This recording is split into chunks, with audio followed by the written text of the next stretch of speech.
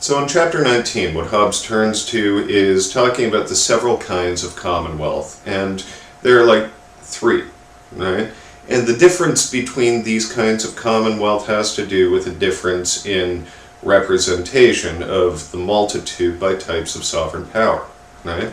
He says there are three kinds. There's a monarchy, representation by one person; an aristocracy, representation by some people, a ruling class; and then democracy, representation by all, right? There can be no other kind of commonwealth, right? One, more, or all must have sovereign power. There are different names for governments, but these are not different kinds of governments, but different names for the same kind of governments. For example, we call it a tyranny when we're dissatisfied with the monarch. We call it an oligarchy when we're dissatisfied with the ruling class, and we call it anarchy when we're dissatisfied with democracy. But what Hobbes points out is that it's foolish to think that these are other types of government when they're exactly the same kind of representation, right? But rather, right, really a government is determined by who has the power. Now, at the end of the day, right, what Hobbes wants to claim is that there's one kind of commonwealth that's more stable, more secure, and more efficient than the other kinds of commonwealth. What Hobbes wants to claim here, and this is where he winds up upsetting the common people, is that a monarchy, where one person has all the power, is hands down the way to go. So he set off defending a monarchy against, well, comparing a monarchy to the other kinds of commonwealth, and singing the praises of a monarchy over these more shared kinds of power. And the first thing that he wants to point out is that whoever bears sovereign power is a natural person. This person is called upon to produce both the public good and his or her own private good. In a situation like an aristocracy or democracy, where power has to be shared among a number of people, there's quite frequently a distinction between public and private good for the people who bear the power. Whereas when there's one person with all the power, what's good for them is what's good for their state. What's good for their state is what's good for them. Right? So, the more powerful, right, the sovereign wants to become, and remember, this person is human too, and subject to this restless and ceaseless desire for power after power that ceases only in death, right? They want to be as powerful as possible. How does a sovereign become more powerful? When we're more powerful, when we're more prosperous, when we're better off, when we're more content, more willing to follow their rule. So, right, we avoid this distinction between public and private good. We avoid scandal.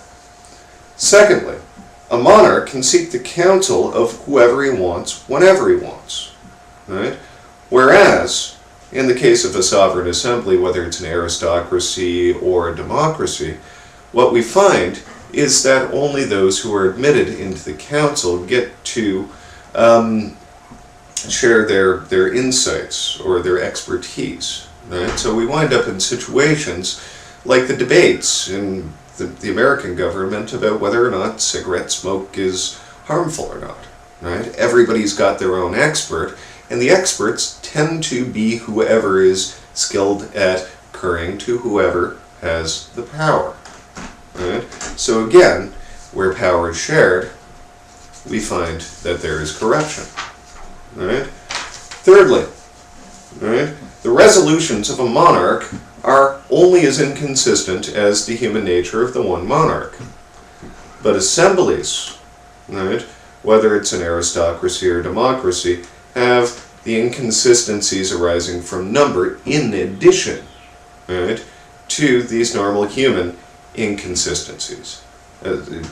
Just in bare brass terms here, a number of people simply have a harder time of making decisions that will please them all.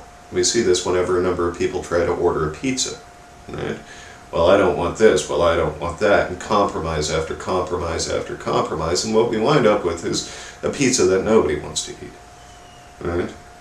Fourthly, a monarch cannot disagree with himself, but assemblies can disagree with one another to such an extent as to prevent the assembly from getting anything done. We have examples of that in contemporary politics. Or they can disagree with one another to such an extent as to cause a civil war. Right? But a monarch can't disagree with himself. Right? Fifthly, in a monarchy, there's the inconvenience, Hobbes calls it an inconvenience here, that at the whim of the monarch, one subject may be deprived of everything that he or she possesses, including life and limb.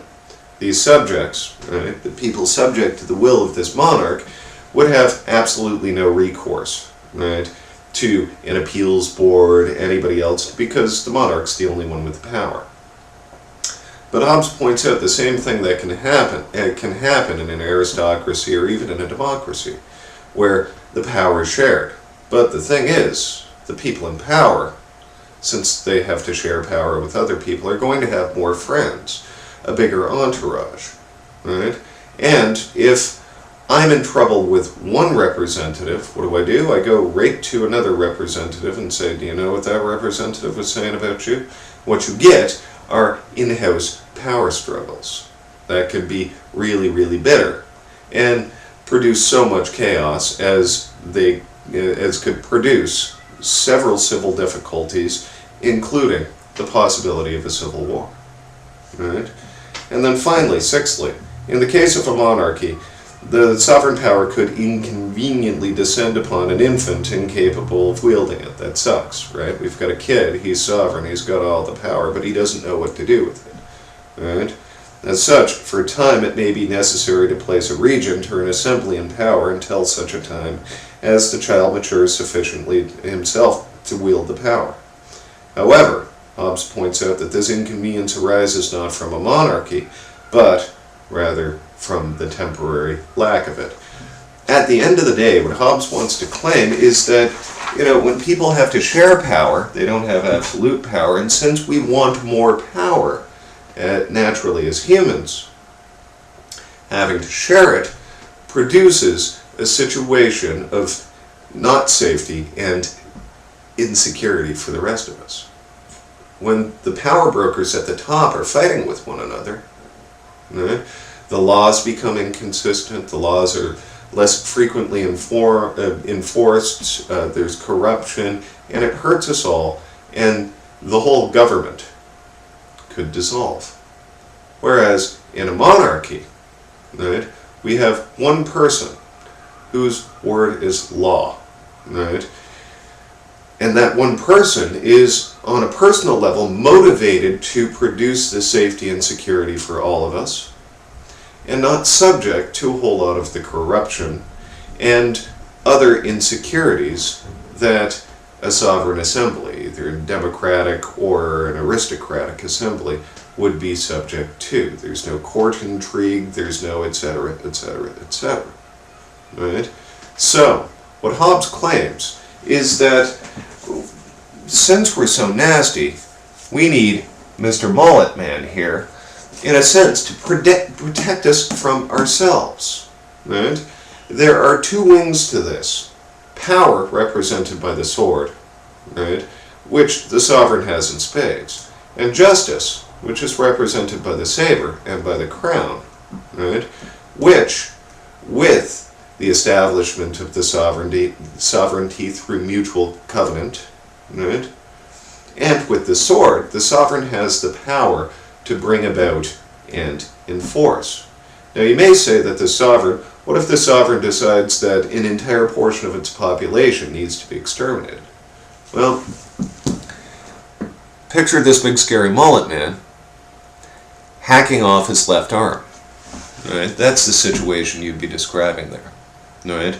The sovereign should not turn against it. Hobbes is relying on normal human passions, right, to motivate the sovereign to do what's in the best interest of all. Right? weird argument.